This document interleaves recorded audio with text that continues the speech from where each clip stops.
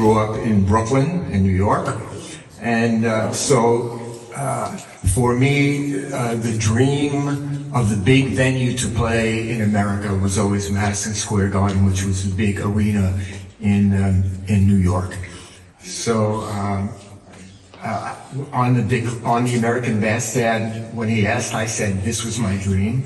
But actually, you already played there before he asked you. Is that true? I don't know. I always told the story that I played after.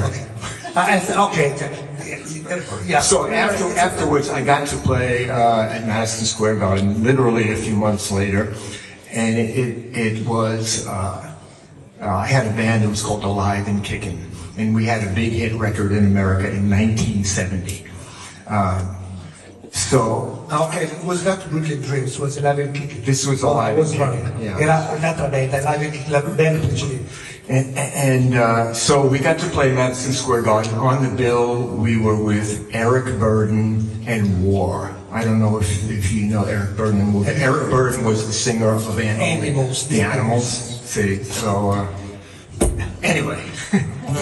So, but I want to ask you the same question again. So, what is your musical vision today? Again, to play the Madison Square Garden? No, my musical dream now is to play here tonight. Where you're somebody who's older like me. At every part of your life, there is things to learn, there are challenges to face, and there's joy to be found. So that's what this song is. And never stop to dream, Bruce. Never stop to dream. Because you used to bring home some 45 RPMs, and you were fascinated not by the covers or by the songs, but by the names of the people who wrote those songs. So that's why I started your mission as a songwriter. See, my father had a... Questa ti capito?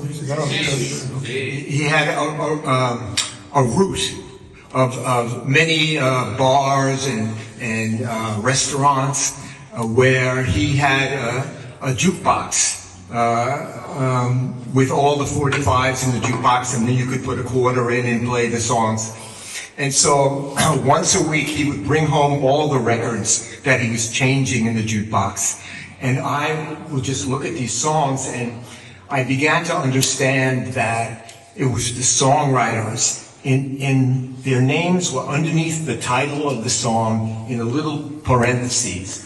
And this was always my dream, was to be the songwriter, because this is how, where I saw my way into the world of the music business. So this was always my dream, and I was very lucky. Who were the ones that you admired the most? Well, in those days, there was a building in New York which was called the Brill Building. And the Brill Building was home to all the... It's still there, by the way. It's still there, but in those days, there used to be many publishing companies in the building. And there were writers like Carole King and Neil Diamond and Lieber and Stoller and Doc Pomus and Morty Schumann. These were all the guys... Burt Bacharach. These were all the guys that I aspired to. So I had very big dreams, obviously. In the version of this song, there were just a group kind of work, you know. We work together, idea after idea.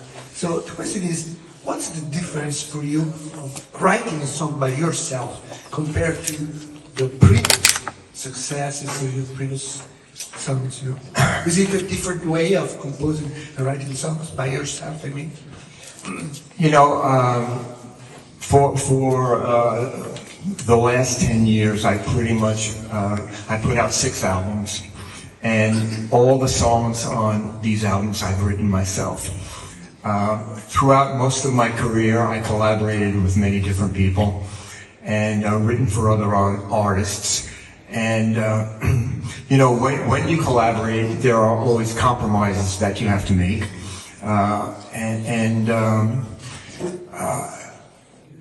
And that's okay, you know, because if you have a good team, you know, it's like with anything. If you have a good team and you work well together, it's fun and it's productive. Personal side, two songs that I particularly like. One is called September in Your Eyes, Okay. or the song that you wrote originally for your parents that were getting divorced, and as a social or political, the one about the problem of the weapons in the United States. Okay. Okay. So a personal song. Hold this a second. Mia moglie.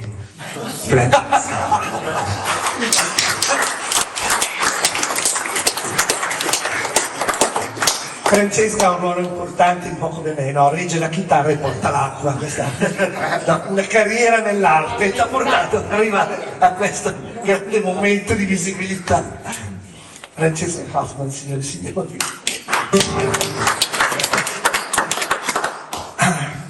So I said that in my career I have been very lucky. So this is another story where my parents were getting divorced. And at the time I was 29 years old. Then She looks like funny and simpatica.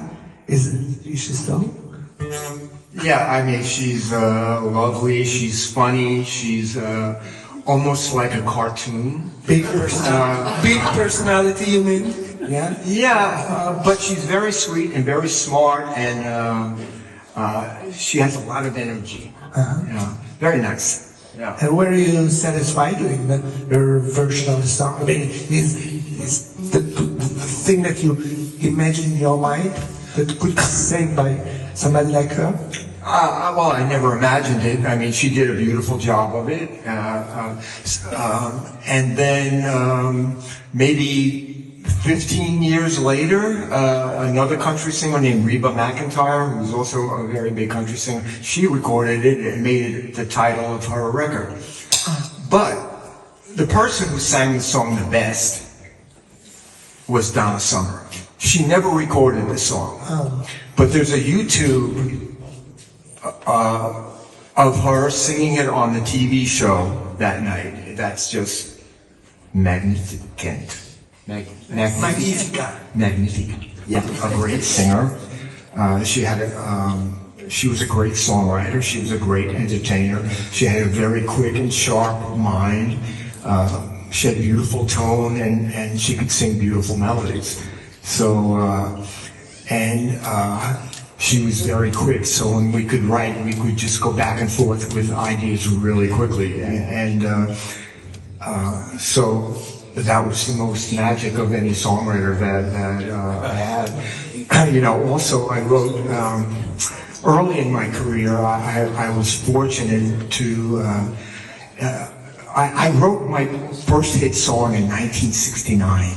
So, you know, that's why my beard is this color, you know, it's like 1969, it's a long time ago. I was still in my teens, and I met somebody whose name was Tommy James. Now, I don't know if he was very popular in Italy, but in Vi ricordate chi siete tutti giovanissimi? Vi ricordate Money Money o Crimson and Clover? Cazzo, va bene.